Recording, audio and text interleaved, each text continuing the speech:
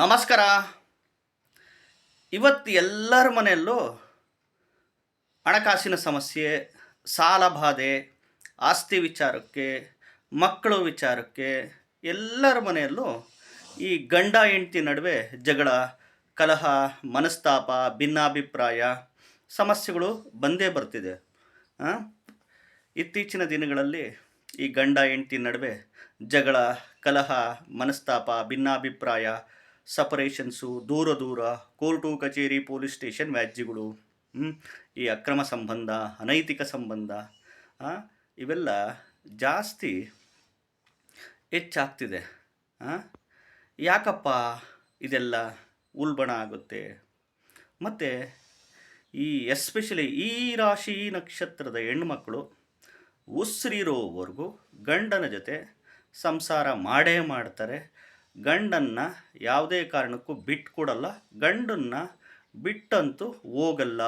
ಯಾವ್ಯಾವ ರಾಶಿ ನಕ್ಷತ್ರದ ಹೆಣ್ಮಕ್ಳು ಹೇಳ್ತಾ ಹೋಗ್ತೀನಿ. ಮೊದಲು ಹೊಸದಾಗಿ ವಿಡಿಯೋ ನೋಡ್ತಾ ಇದ್ದವರು, ಮೊದಲನೇ ಬಾರಿ ವಿಡಿಯೋ ನೋಡ್ತಾ ಇದ್ದವರು ಚಾನಲ್ ಸಬ್ಸ್ಕ್ರೈಬ್ ಮಾಡ್ಕೊಳ್ಳಿ. ವಿಡಿಯೋ ಇಷ್ಟ ಆದರೆ ಲೈಕ್ ಮಾಡಿ. ನೋಡ್ರಿ, ಇವಾಗ ಎಲ್ಲರ ಮನೆಯಲ್ಲೂ ಈ ಸಮಸ್ಯೆಗಳು, ಗಂಡ ಹೆಂಡತಿ ಸಮಸ್ಯೆ ಇದ್ದೇ ಇದೆ.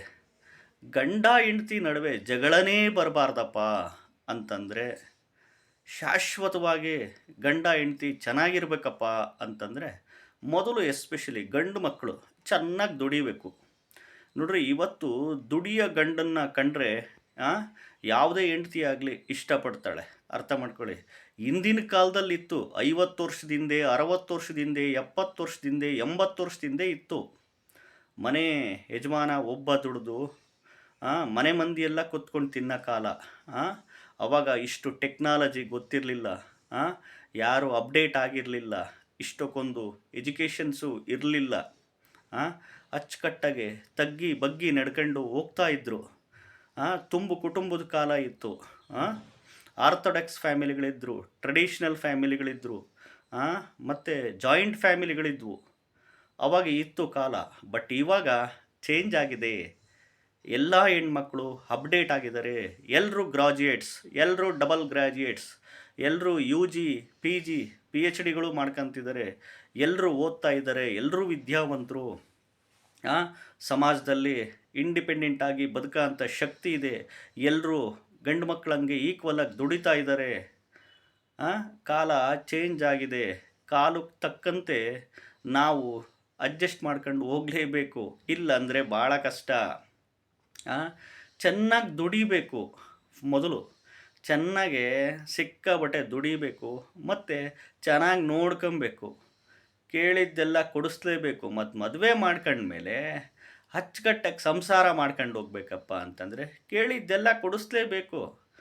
ಸೈಟ್ ಮಾಡಲೇಬೇಕು, ಮನೆಗಳು ಕಟ್ಟಲೇಬೇಕು, ಕಾರುಗಳು ತಗೊಂಡ್ಲೇಬೇಕು, ಅಪಾರ್ಟ್ಮೆಂಟ್ ತಗೊಂಡ್ಲೇಬೇಕು, ಟೂರ್ ಕರ್ಕೊಂಡು ಹೋಗಲೇಬೇಕು, ಪಿಕ್ನಿಕ್ ಕರ್ಕೊಂಡು ಹೋಗಲೇಬೇಕು, ಪುಣ್ಯಕ್ಷೇತ್ರ, ದೇವಸ್ಥಾನ ಟೂರು ಇವಕ್ಕೆಲ್ಲ ಕರ್ಕೊಂಡು ಹೋಗಲೇಬೇಕು.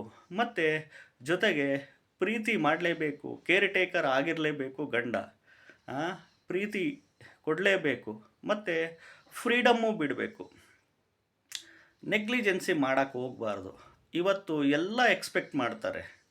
ಎಲ್ಲರೂ ಇವತ್ತು ಸೂಕ್ಷ್ಮ ಸ್ವಭಾವದವರು, ಸೆನ್ಸಿಟಿವ್. ಅರ್ಥ ಮಾಡ್ಕೊಳ್ಳಿ. ಎಲ್ರಿಗೂ ಈಗೋ ಇದೆ, ನಾನು ಅನ್ನೋದಿದೆ. ಯಾರ್ಯಾರ ಮಾತು ಕೇಳಲ್ಲ. ಚೆನ್ನಾಗಿ ದುಡ್ಡು ಖರ್ಚು ಮಾಡೋ ಗಂಡ ಆದರೆ ಎಲ್ಲ ಹೆಣ್ಮಕ್ಳಿಗೂ ಇಷ್ಟ ಆಗುತ್ತೆ. ಇದು ಆಬ್ವಿಯಸ್ಲಿ, ಇದು ಸಹಜ, ಮಾಡಲೇಬೇಕು. ಮದುವೆ ಮಾಡ್ಕೊಂಡಾದ್ಮೇಲೆ ಗಂಡ ಚೆನ್ನಾಗಿ ದುಡಿಲೇಬೇಕು. ಕೇಳಿದ್ದು ಕೊಡಿಸ್ಲೇಬೇಕು, ಕೇಳಿದ ಕಡೆ ಕರ್ಕೊಂಡು ಹೋಗಲೇಬೇಕು. ಮಕ್ಕಳು ಒಳ್ಳೊಳ್ಳೆ ಸ್ಕೂಲು ಕಾಲೇಜುಗಳಿಗೆ ಓದಿಸ್ಲೇಬೇಕು. ಎಲ್ಲ ಕಡೆ ಕರ್ಕೊಂಡು ಹೋಗಬೇಕು, ಎಲ್ಲ ಕಡೆ ಖರ್ಚು ಮಾಡಬೇಕು, ಎಲ್ಲ ಕಡೆ ಇದು ಮಾಡಲೇಬೇಕು, ಅನಿವಾರ್ಯ. ಇಲ್ಲ ಅಂತಂದರೆ ಭಾಳ ಕಷ್ಟ. ಬರೋದಲ್ಲೇ ಪ್ರಾಬ್ಲಮ್ಸ್ಗಳು, ಸಮಸ್ಯೆಗಳು ಎಲ್ಲಿಂದ ಸೃಷ್ಟಿಯಾಗುತ್ತೆ? ಫೈನಾನ್ಷಿಯಲ್ ಟ್ರಬಲ್ಸಿಂದ ಸೃಷ್ಟಿಯಾಗುತ್ತೆ. ಗಂಡ ಹೆಂಡತಿ ನಡುವೆ ಜಗಳ ಮೊದಲು ಹಣಕಾಸಿನ ವಿಚಾರಕ್ಕೆ, ಸಾಲಬಾಧೆ ವಿಚಾರಕ್ಕೆ, ಆಮೇಲೆ ತಿಂಡಿ ಊಟದ ವಿಚಾರಕ್ಕೆ, ಅತ್ತೆ ವಿಚಾರಕ್ಕೆ, ನಾದಿನಿ ವಿಚಾರಕ್ಕೆ, ಸೊಸೆ ವಿಚಾರಕ್ಕೆ, ಅಳಿಯನ ವಿಚಾರಕ್ಕೆ. ಆಮೇಲೆ ಮೊದಲು ಇಲ್ಲಿ ಚೆನ್ನಾಗಿ ದುಡಿಬೇಕು, ಲಕ್ಷಗಟ್ಟಲೆ ದುಡಿಬೇಕು, ಮತ್ತು ಫ್ರೀಡಮ್ಮು ಬಿಡಬೇಕು. ಅನುಮಾನ ಪಡೋದು ಇವನ್ನೆಲ್ಲ ಮಾಡೋಕ್ಕೆ ಹೋಗಬಾರ್ದು. ಅಚ್ಚುಕಟ್ಟಾಗೆ ಕ್ಲೀನಾಗೆ ಸಂಸಾರ ಮಾಡ್ಕೊಂಡು ಹೋಗ್ಬೇಕಪ್ಪ ಅಂತಂದರೆ ಫ್ರೀಡಮ್ ಬಿಡಬೇಕು, ನಂಬಿಕೆ ಇರಬೇಕು ಹೆಂಡತಿ ಮೇಲೆ ನಂಬಿಕೆ ಇರಬೇಕು. ಒಂದು ಎರಡನೇದು ಫ್ರೀಡಮ್ ಬಿಡಬೇಕು. ಮತ್ತು ಚೆನ್ನಾಗಿ ಖರ್ಚು ಮಾಡಬೇಕು. ಚೆನ್ನಾಗೆ ಜುಗ್ತನ ಮಾಡೋದು ಅವನ್ನೆಲ್ಲ ಮಾಡಿದರೆ ಯಾವ ಹೆಣ್ಮಕ್ಳು ಇಷ್ಟಪಡಲ್ಲ ಗಂಡನ್ನ. ಇವತ್ತು ಎಸ್ಪೆಷಲಿ ಈ ಕಲಿಯುಗದಲ್ಲಿ 100ಕ್ಕೆ 80% ಆಫ್ ದಿ ಪೀಪಲ್ಸ್ ಯಾರೂ ಇಷ್ಟಪಡಲ್ಲ. ಧಾರಾಳ ಮನಸ್ಸಿರಬೇಕು, ಖರ್ಚು ಮಾಡೋ ಮನೋಭಾವ ಇರಬೇಕು, ಮತ್ತು ಪ್ರೀತಿನೂ ಕೊಡಬೇಕು, ಕೇರ್ ಟೇಕರ್ ಗಂಡ ಆಗಿರಬೇಕು ಅಂತ ಇಷ್ಟಪಡ್ತಾರೆ. ಎಲ್ಲ ಲಕ್ಸುರಿ ಲೈಫ್ ಎಲ್ಲರೂ ಇಷ್ಟಪಡ್ತಾರೆ. ಹಿಂದೆ ಇತ್ತು 50 ವರ್ಷ 60 ವರ್ಷ 70 ವರ್ಷ 80 ವರ್ಷದ ಹಿಂದ್ಗಡೆ ಅಡ್ಜಸ್ಟ್ ಮಾಡ್ಕೊಂಡು ಹೋಗೋಂಥ ಕಾಲ ಈಗಲೂ ಇದೆ, ಇಲ್ಲ ಅಂತಲ್ಲ. ಈಗ 80% ಆಫ್ ದಿ ಪೀಪಲ್ಸ್ ಎಲ್ಲ ಎಕ್ಸ್ಪೆಕ್ಟ್ ಮಾಡ್ತಾರೆ. ಸರ್ಪ್ರೈಸ್ ಗಿಫ್ಟ್ಗಳು ಕೊಡಿಸ್ಬೇಕು, ಸರ್ಪ್ರೈಸ್ ಹೋಟೆಲ್ಗಳಿಗೆ ಕರ್ಕೊಂಡು ಹೋಗಬೇಕು, ಗಿಫ್ಟ್ ಕೊಡಬೇಕು, ಎಲ್ಲ ಅರ್ಥ ಮಾಡ್ಕೊಬೇಕು. ಹೆಂಡ್ತಿನ ಅರ್ಥ ಮಾಡಿಕೊಂಡಾಗ ಮಾತ್ರ ಗಂಡ ಹೆಂಡ್ತಿನ ನಡುವೆ ಜಗಳ, ಕಲಹ, ಮನಸ್ತಾಪ, ಭಿನ್ನಾಭಿಪ್ರಾಯ, ದೂರ ಸೆಪರೇಷನ್ಸ್ ಇವು ಯಾವುವು ಬರಲ್ಲ. ಅದಾದಮೇಲೆ ಅತ್ತೆ ಜೊತೆಗೆ ಈಗೆಲ್ಲ ನ್ಯೂಕ್ಲಿಯರ್ ಫ್ಯಾಮಿಲಿ ಎಕ್ಸ್ಪೆಕ್ಟ್ ಮಾಡ್ತಾರೆ, ಸಪ್ರೇಟಾಗಿರಬೇಕು ಅಂತ ಎಕ್ಸ್ಪೆಕ್ಟ್ ಮಾಡ್ತಾರೆ. ಅದಕ್ಕೆ ಮದುವೆ ಆಗೋದಕ್ಕಿಂತ ಮುಂಚೆ ಇವನ್ನೆಲ್ಲ ಥಿಂಕ್ ಮಾಡಿಬಿಡ್ಬೇಕು. ಮುಂದೆ ಮದುವೆ ಆದಮೇಲೆ ಏನೇನು ಸಮಸ್ಯೆಗಳು ಬರ್ತವೆ ಅನ್ನೋದು ಮೊದಲೇ ಮುಂಚೆನೇ ಗಂಡು ಮಕ್ಕಳು ತಿಳ್ಕೊಂಬಿಟ್ರೆ ಗಂಡ ಹೆಂಡ್ತಿ ನಡುವೆ ಜಗಳ, ಕಲಹ, ಮನಸ್ತಾಪ, ಭಿನ್ನಾಭಿಪ್ರಾಯ, ಡೈವರ್ಸು ಇವ್ಯಾವೂ ಬರಲ್ಲ. ಯಾಕೆಂದರೆ ಇವತ್ತು ಎಲ್ಲದಕ್ಕೂ ಮೂಲ ಕಾರಣ ದುಡ್ಡು, ಆಸ್ತಿ ಇವು ಚೆನ್ನಾಗಿರಬೇಕು. ಮತ್ತು ಹೆಂಡ್ತಿನ ಪ್ರೀತಿಸಬೇಕು, ಕೇರ್ ಟೇಕರ್ ಆಗಿ ಇರಬೇಕು, ಅನುಮಾನ ಪಡಬಾರ್ದು, ಫ್ರೀಡಮ್ ಇರಬೇಕು. ಮತ್ತು ತವ್ರ ಮನೆ ಕಡೆ ಎಲ್ಲ ಸಪೋರ್ಟ್ ಮಾಡಲೇಬೇಕು. ಅವ್ರ ತಂದೆ ತಾಯಿಗಾಗಲಿ, ಅಣ್ಣ ತಮ್ಮ ಅಕ್ಕ ತಂಗಿಗಾಗಲಿ ಸಪೋರ್ಟ್ ಮಾಡಲೇಬೇಕು. ಇದು ಈ ಕಾಲ ಸ್ವಲ್ಪ ಚೇಂಜ್ ಆಗಿದೆ. ಇದಕ್ಕೆ ತಕ್ಕಂತೆ ಅಡ್ಜಸ್ಟ್ ಮಾಡ್ಕೊಂಡು ಹೋಗ್ಬಿಟ್ರೆ ಲೈಫ್ ಚೆನ್ನಾಗಿರುತ್ತೆ. ಮತ್ತು ಹೆಣ್ಮಕ್ಳು ಅಷ್ಟೇ, ಗಂಡನಿಗೆ ಇಷ್ಟೆಲ್ಲ ಮಾಡ್ತಾ ಇದ್ದಾರಲ್ಲ ಅಂತ ಅವರು ಅಡ್ಜಸ್ಟ್ ಮಾಡ್ಕೊಂಡು ಹೋಗಲೇಬೇಕು. ಅವ್ರ ತಂದೆ ತಾಯಿ, ಹುಡುಗನ ತಂದೆ ತಾಯಿ, ಗಂಡಿನ ತಂದೆ ತಾಯಿನ, ಅತ್ತೆ ಮಾವನ ಚೆನ್ನಾಗಿ ನೋಡ್ಕೊಬೇಕು. ಅವರಣ್ಣ ತಮ್ಮ ಅಕ್ಕ ತಂಗಿನ ಚೆನ್ನಾಗಿ ಭಾವಿಸ್ಬೇಕು. ಈ ರೀತಿ ಎಲ್ಲ ಮಾಡ್ಕೊಂಡು ಹೋಗ್ಬಿಟ್ರೆ ಲೈಫು ಎಕ್ಸಲೆಂಟಾಗಿರುತ್ತೆ. ಇಲ್ಲ ಅಂತಂದರೆ ಸುಮ್ಮನೆ ಜಗಳಗಳು ಮಾಡ್ಕೊಂಡು ಸಮಸ್ಯೆಗಳು ಮಾಡ್ಕೊತೀರ. ಯಾವ ರಾಶಿ ನಕ್ಷತ್ರದ ಹೆಣ್ಮಕ್ಳು ಉಸಿರಿರೋವರೆಗೂ ಗಂಡನ ಜೊತೆ ಸಂಸಾರ ಮಾಡೇ ಮಾಡ್ತಾರೆ, ಗಂಡನ ಬಿಟ್ಟು ಹೋಗಲ್ಲಪ್ಪ ಅಂತಂದರೆ ಎಲ್ಲ ರಾಶಿ ನಕ್ಷತ್ರದವ್ರು ಮಾಡ್ತಾರೆ. ಈ ಫೆಸಿಲಿಟೀಸ್ಗಳು ಕಡಿಮೆ ಆದಾಗ ಸಮಸ್ಯೆಗಳು ಬರ್ತವೆ. ಅವು ಖಂಡಿತವಾಗ್ಲೂ ನಿನಗೆ ಅಫೇರ್ ಇದೆ, ಅವನ ಮೇಲೆ ಸಂಬಂಧ ಇದೆ, ಇವಳ ಮೇಲೆ ಸಂಬಂಧ ಇದೆ, ಈ ಥರದ್ದೆಲ್ಲ ಮಾಡ್ಕೊಳಕ್ಕೆ ಹೋಗ್ಬೇಡಿ. ಅನುಮಾನಗಳು ಪಡೋದೆಲ್ಲ ಮಾಡ್ಕೊಳಕ್ಕೆ ಹೋಗ್ಬಾರ್ದು.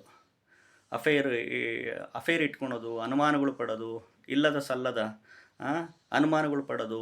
ಗಂಡನ ಮೇಲೆ ಹೆಂಡ್ತಿಗೆ ನಂಬಿಕೆ ಇರಬೇಕು, ಹೆಂಡ್ತಿಗೆ ಗಂಡನ ಮೇಲೆ ನಂಬಿಕೆ ಇರಬೇಕು. ಈ ರೀತಿ ಅರ್ಥ ಮಾಡ್ಕೊಂಡು ಹೋಗ್ಬಿಟ್ರೆ ಯಾವುದೂ ಬೇಕಾಗಿಲ್ಲ.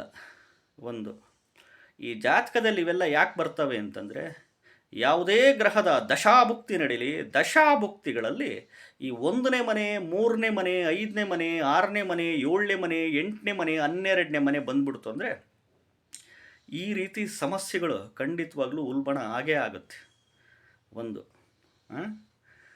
ಈ ಯಾವ ರಾಶಿ ನಕ್ಷತ್ರದ ಹೆಣ್ಮಕ್ಳು ಗಂಡನ ಜೊತೆ ಸಂಸಾರ ಅಚ್ಚುಕಟ್ಟಾಗಿ ಮಾಡ್ತಾರೆ ಅಂದರೆ ಎಲ್ಲರೂ ಮಾಡ್ತಾರೆ.